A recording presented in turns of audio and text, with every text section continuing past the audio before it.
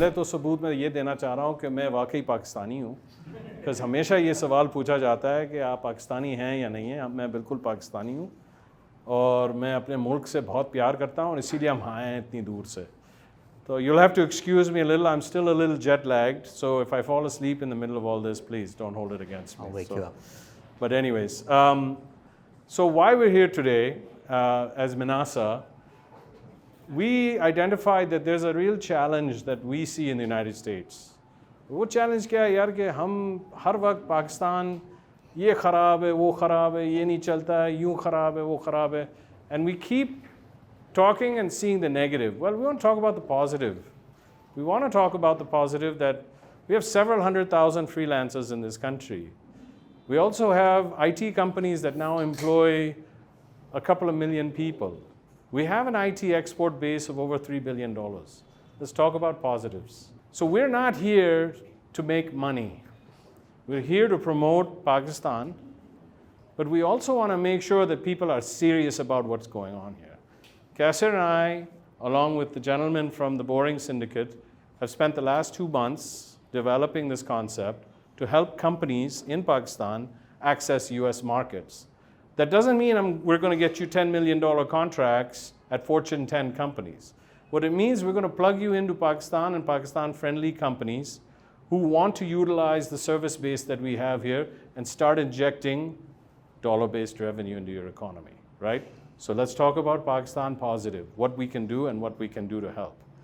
Our ask, pretty simple. Be straightforward and honest with us. We're very focused on a couple of things. I can't get you to the US, I can't get you a visa. We don't do anything like that, but we're here just to help promote those who are trying to help themselves. What we feel is really good, and what I like the best, is I run a podcast called Tech Check. I don't know, anybody watch Tech Check? When you get a chance, take a look at it. 140 episodes, we've covered 95% of the startup ecosystem of Pakistan. I keep meeting inspired young people who are doing great things, hiring people, building products, trying to get things going. So, bottom line is, we said, you know what? Let's bring that level of capability to the services side of the house, right? And we see that, and we see that well. Well, I don't want to get into too much of me and what I'm all about. I'm an enterprise seller. I've been doing this for 30 years in the United States. I've worked for them all, Microsoft, IBM, Xerox, Salesforce, Oracle. What I've learned in this whole process, we as sellers, and especially in Pakistan, I'm being very bold here, are underrated. Do not make the mistake of thinking that people who can sell don't make things happen. I work for a $30 billion company who the CEO is a sales guy. So please understand the value of what sales can bring to your organizations. And by the way, your neighbors have done a really, really good job of it. We need to embrace that and move on. And with that, I'll turn it over to Qaisar. So very quickly, other than me being old, that you could tell by what I have been coding and using and technology, my background is slightly different. As I mentioned, I work for PwC and then IBM Global Business Services. So after about first 5 to 7 years of hands-on tech, I moved into project management and then slowly into risk management and then contract management for IBM. So I used to look at the team before they could put a proposal together and send it to the end client, and these proposals were mega million. I used to work with the team to make sure all the way from staffing to solution to risk to pricing. So I looked at the end to end and then how to launch that. So a lot of program delivery management all the way from launch to where the customer finally signed off on that. So I bring in sort of the program management element. And that's where I think you're going to see the chemistry here was Faruk's focus and tremendous strength in that sales channel, and me saying, well, hold on, before you sell something, are we going to be able to deliver or not? Because as you will see in this presentation and probably later in the QA session, for us to put in front of those clients that we're going after a quality service/product is of paramount importance. So that's my background. And again, I grew up in Lahore, and then I've been in States since '87. All right, so let's talk about. So first of all, I really wanted to take the time, a minute, to just thank my partners, Qaisar being one, an extremely generous man with his time and capability, has done some great things in the United States, again, to promote Pakistan and the Pakistani community through political vehicles and making a good name for us, which again is something we don't hear enough of. We need to keep that up. We had the good fortune of meeting two very young, vibrant gentlemen from LUMS who founded the Boring Syndicate, and they were the ones who sprung the idea upon us and said, look, this is really required in Pakistan. So I'd like to really say thank you to them for thinking about Pakistan and not just themselves also. So with that, seller's challenge. Look, biggest problem I'm hearing in Pakistan, yaar business nahi milta hai. Maine dukaan to khadi kar di, business nahi aata hai. Look, there's a little more to it. You've got to figure out how do you access that market and a system. You know what? It requires professional capability. Just like the work you're doing, you are delivering through a professional environment, right? With a professional capability. Sales is no different. The only difference is we don't do binary. We're an art, right? Listening to problems from the customer, how to deliver a solution, how to make sure it's repeatable. Other thing that I'm finding, right? Everybody says, yaar, it's really hard to find people. Pakistan mein log nahi milte hain. Yaar, there's 250 million people here. Trust me, there's enough people here. It's what are we doing to enable people and how they think. Very important to think about that. That's where we can help you. Next slide, please. Actually, if you don't mind, go ahead. You may want to touch upon this, where we are also hearing this. Can we get to a point and then we feel like it just plateaus there, like that? We are not being able to go to the next level, which is kind of what Faruk was already talking about, the challenges on, again, that lead, that exposure, the visibility, and that repeat business and so forth. So I'll go to the buyer's challenge now on the other side. So in terms of the buyer's challenge, what we're seeing, look, what any buyer is looking for is value for their dollar. In the US, people pay top dollar. Why? Not because they're only looking at price. They're looking at what can be delivered at what cost, and how does that help them in their business. Something important. We don't think about that much here. We always think about bottom line cost. Yeah, how much is it going to cost me? It's not all about that. The other thing is we do have the benefit, on the flip side, of having a cost basis that's more manageable. But we can also deliver value for that. Again, our neighbors have figured that model out. And if you look at their progression in the last 20 years, their bill rates have tripled, right? So let's be real. What's happening? They figured it out. They know we can deliver value and quality, and guess what? We can get optimal dollar for it. So from a buyer's challenge perspective, as long as they feel like you can deliver at the right time, at the right place, with the right quality, they're going to pay the price. And the best part of that is that only comes when there's a seller there to help you articulate that. Very important to have that. And the reason I want to talk about this slide is because of, again, that years at PwC and IBM's risk and delivery excellence. So part of my role was to go and actually talk to our clients on a periodic basis where we were doing programs and implementations, and literally sit down and talk to the client, all the way from the team leads to the stakeholders at the highest level for those programs. And mind you, these programs are anywhere from 50 million to, I think, tops some of the local governments for over 250 million projects, right? Long-term, 3 to 5 year jobs. So a lot of times the questions were asked, how is IBM performing? How is, work is being done, our teams and so forth. And there were, on an ongoing basis, certain things that we used to hear, I used to hear that, right? Over and over again. As to what am I going for when I look for who do I want to give business to and how you're performing, right? Number one, obviously, is skills. At the end of the day, they care about, are you able to do what I hired you for, right? And that's why Farooq's point of be honest, what your strength is, so it enables someone like Menasa to proceed. Consistency. Don't show me bells and whistles on day one, we can do this, and then boom, after 3 months, the performance is gone, the person is not showing up, 3 days and so forth. So professionalism and consistency both kind of go hand in hand. Reliability. I can rely on you. That doesn't mean you can deliver every time, but I can rely on you that you're going to be there even when I hit a bump.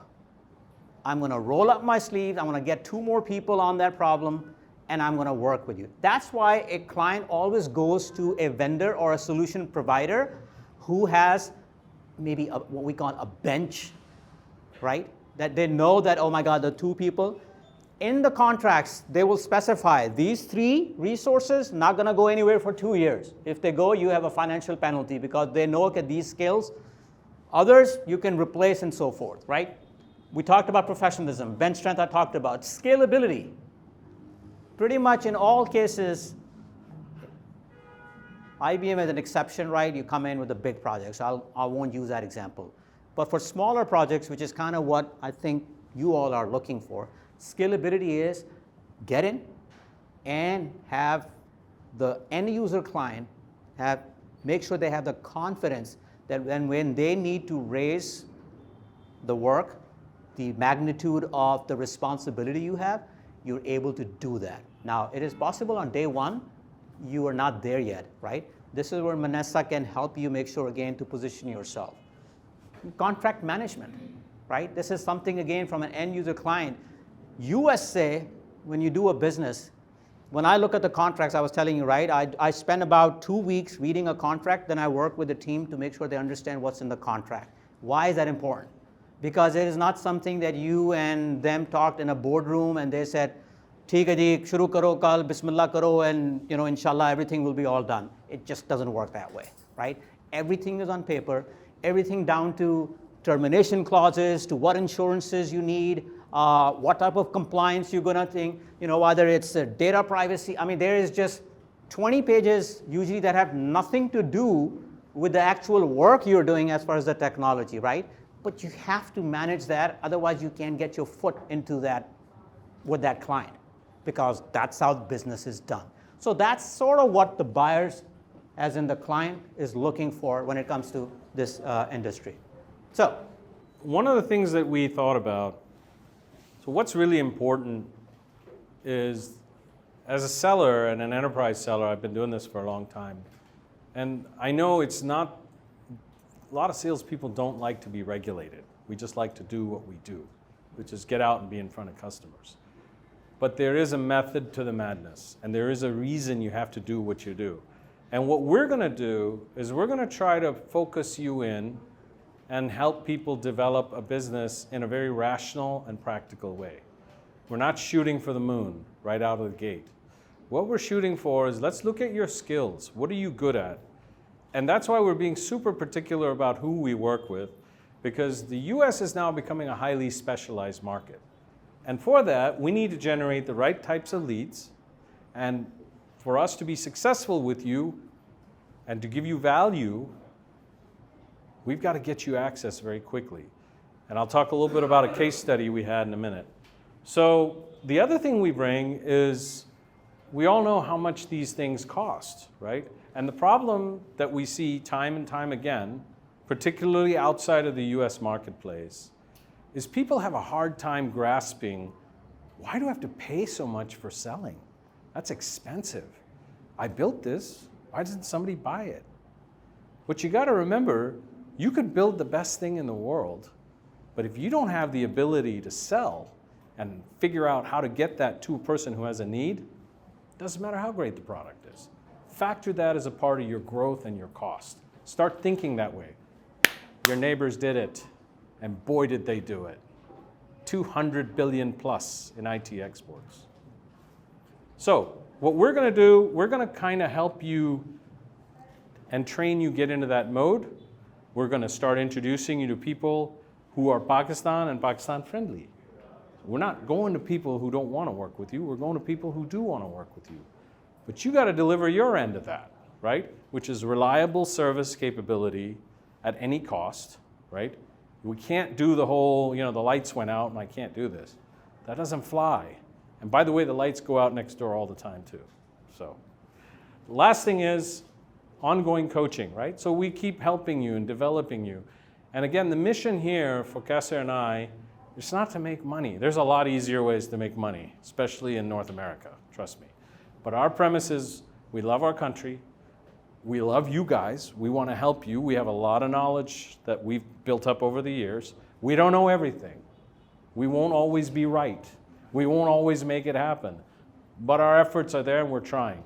And last but not least, any money that's involved in all of this is to keep everybody serious. Because we all know, no money, nobody's serious. right? So just think about it from that perspective. And last but not least, we're going to be extremely selective about who we work with.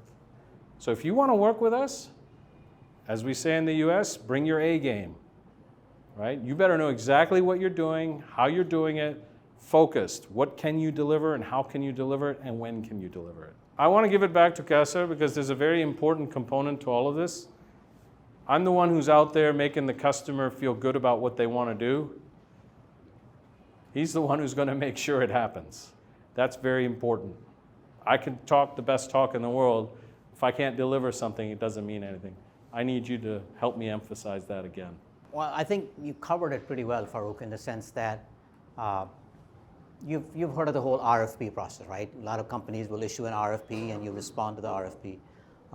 And as I said, as part of my job, we used to look at the responses or do the responses as well. It all boils down to, we go through a very, I won't call it structured because there's still plenty of art involved, but a vetting process. Going back to the first thing I had said is that for us to be successful, in order to help you succeed, we have to get a few wins. And to get those wins, we need to make sure that we select providers who can perform and deliver, right? That's not making a judgment call that you're not ready for something and that's why that's a like a mark against your credibility or your reputation or your, no, that just simply means we think you're not ready for what we can do in order to get you the work, right? The fact that you all are here, you have already taken that first step towards, I want to do something big and I want to go into the market like United States, right? It's possible that we may not end up working, but that shouldn't make you guys feel like, oh gosh, I can't do it. Of course you can. You wouldn't be here if you couldn't do this, right? So the point is, there is a process for us to vet and figure out who can we work with. And if for some reason you're not it, don't get discouraged. In 6 months, reach out and say, listen, I think we have really now attained this specialization and whatever that may be, right? And we have 3 more testimonials now, the clients that we have delivered or whatever the case may be. Then we continue to work, right? This is an evolving thing. This is not a today we do this, check, boom, done, forget it. So I just wanted to emphasize that the vetting process is simply to put a sustainable model for this road to, inshallah, success that we're talking about. So I've been associated with the business development for past 1 decade, and I'm only doing sales in the US, but there are like different ways of doing that. I just want to, the crisp question I'm asking is, I just want to understand your model. So I worked with a company called Accelerance, and they were saying that, hey, there are like a lot of engineering talent all around the world, but the companies in the US, they haven't met those guys, and they can't really trust them. So Accelerance said that, hey, we're going to go fly out to these development centers, and we're going to talk to each of them and see if they have the right processes, security, and if they are like, if somebody's saying that we do everything under the umbrella, maybe not the type of company we want to partner with, but somebody says that, hey, I just do this one particular thing very good as compared to others, we're going to vet them. And then you have the providers on the one end, and then you have a lot of clients, and you do the matchmaking, and then they're going to keep their cut obviously out of the margins.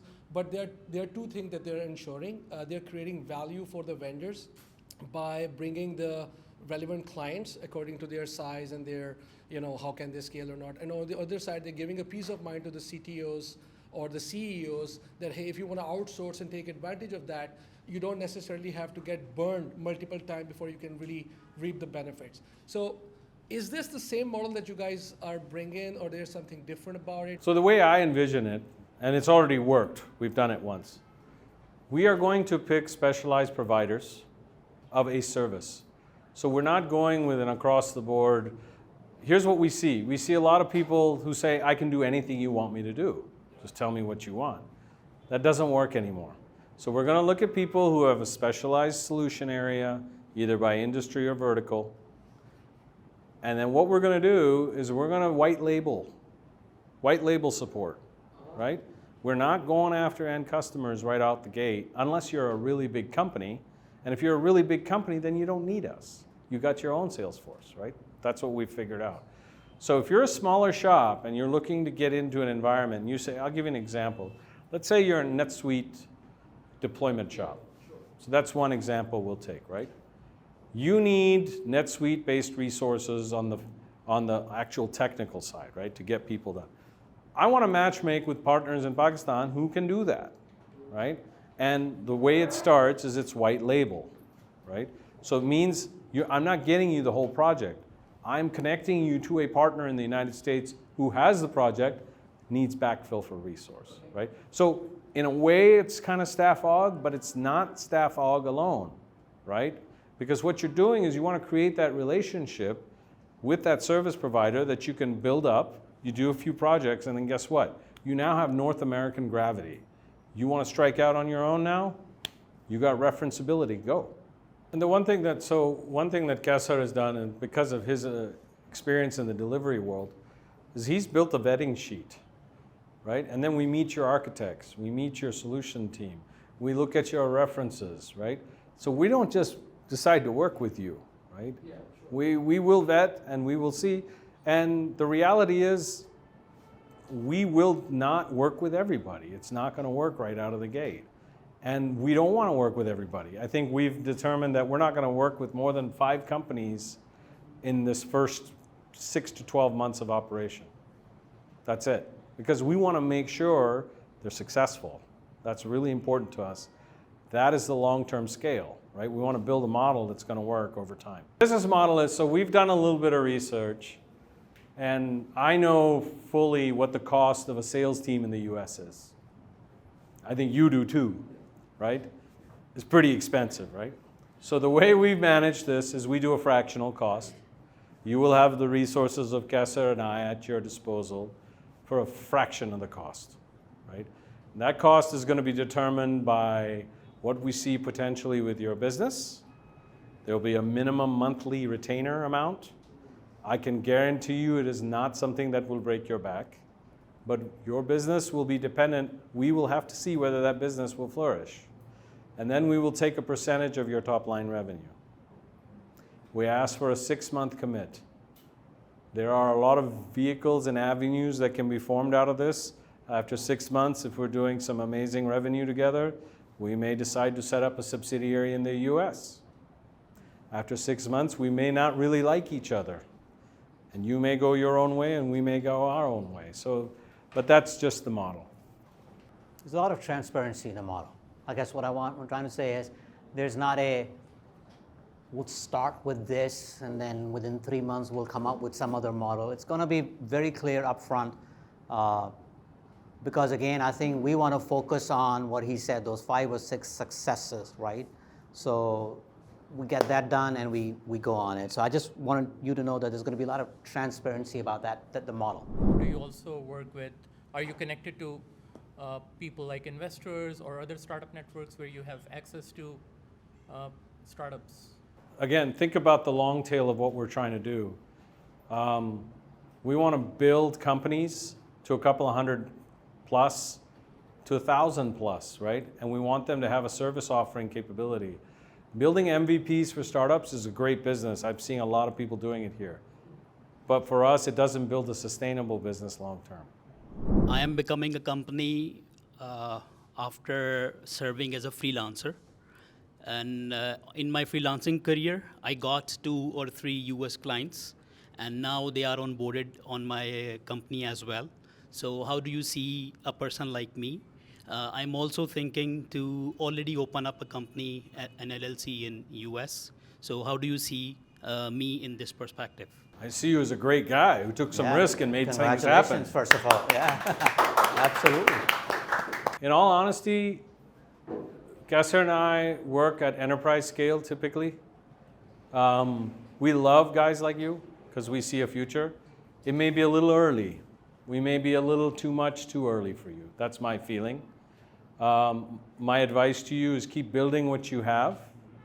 Get your revenue to a level where you feel like, okay, now I'm ready to start investing a lot more money and growing this thing, and that's when Qaisar and I come together. Our sweet spot typically is going to be 30 consultants plus under your belt and a minimum revenue of 250K US, right? But congratulations, man, that's great. That doesn't mean that you can reach out to us for ongoing coaching as well. Remember, at the end of the day, we both have, well, when he had hair, we have enough gray hair that I think it is time, you know, जो होता है ना guilt feeling होती है कि मैंने क्या किया, what did I do for something so special like Pakistan?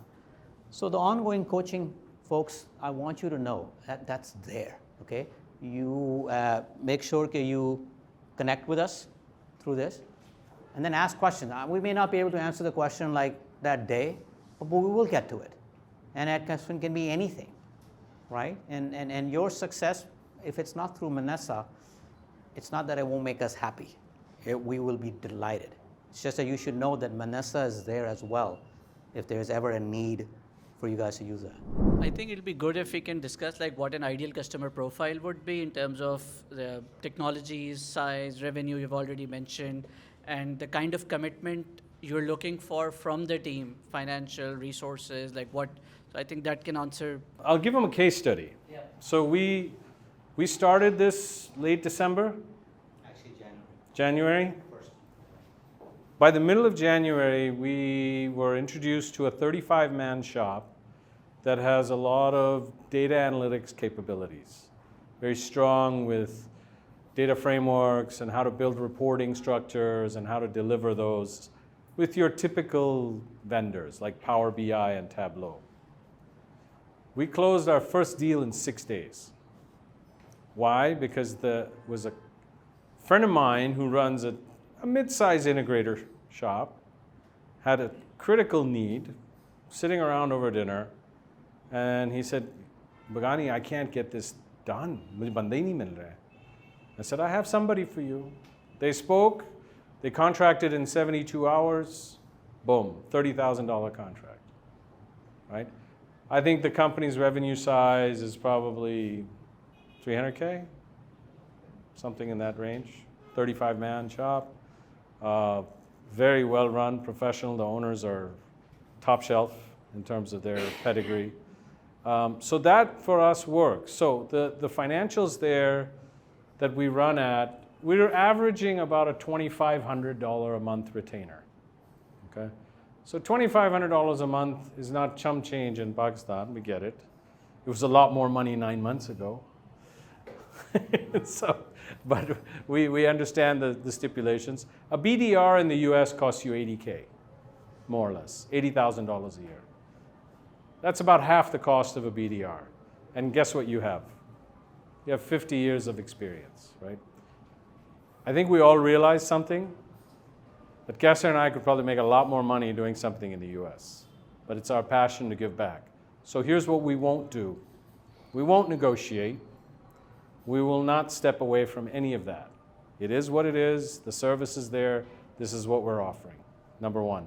Number two, we will take a top line percentage of revenue. And at that range, it's probably going to be about 15% of your top line. Good thing is, because you're selling in a dollar-based market with higher value, you can probably recover a little bit of that in your markups, which we saw right away. So those are the general commercials. We look for a 6-month minimum commit. Here's the other thing. I got asked this question 4 times today. How many deals can you get me? 0. How many deals can you get yourself if I open the door for you? That's the question you need to ask. We built 50 years of connectivity. We're putting our connectivity at stake for you. You make one mistake, and that goes up in smoke. Guess what we just did? We just burned our connectivity. So guys, it's not transactional. It is not, and it will not be transactional. And if we even sniff that, we're out. We don't want to do it. What we really prefer is people who have focused in on a certain technology area. I just gave you an example of this data analytics company. So they don't do data analytics and RPA and ERP and MVP development. They do data analytics. So an ideal company stack is someone who works with an existing provider, an Oracle, an SAP, a Salesforce, a Microsoft, anything within their technology stacks. Let me tell you why. Because what we don't want to do is spend 6 months experimenting and trying to figure out where the market is. We want to go attack a market and arbitrage where there's already something happening, right? And if somebody's in that environment and billing at $60 an hour, we want to get you that business at $50 an hour, if that makes sense. So you got to think about areas where you have expertise and strengths. So I've identified personally, NetSuite is a big area of focus. Salesforce, there's multiple clouds. There's Marketing Cloud, there's Revenue Cloud, there's Commerce Cloud, right? There's B2B. There are so many different capabilities there. We can't do Tableau anymore, that's locked up, right? There's MuleSoft, right? There's integration providers like Boomi, right? There's also, I mean, the list goes on and on and on, but just think about specific providers with a specific solution area and focus, because you're easy to white label back to people who already have projects. Wanted to thank everybody for attending today. We really appreciate your time to come and learn about what we're trying to do here to help Pakistan and the services companies in Pakistan. And with that, we wish you the best. Please reach out to us if you need further advice. We've tried to pass along our contacts accordingly. Thank you. Thank you. And I just want to say, like we said at the very beginning of this presentation, we are extremely encouraged by the passion, by the dedication and the focus that Pakistani entrepreneurs have displayed and demonstrated. And I think we're not going to stop to make sure that they have the appropriate support in the US market. Whatever we can do in our capacity, whatever Menasa can do, that is our promise. So step up, don't hold back, follow your dreams, and we are there with you all the way. Thank you again. And thank you to Daftarkhwan for being gracious hosts. Very well planned event, very well executed. Thank you very much, Daftarkhwan. Absolutely. Thank you so much again.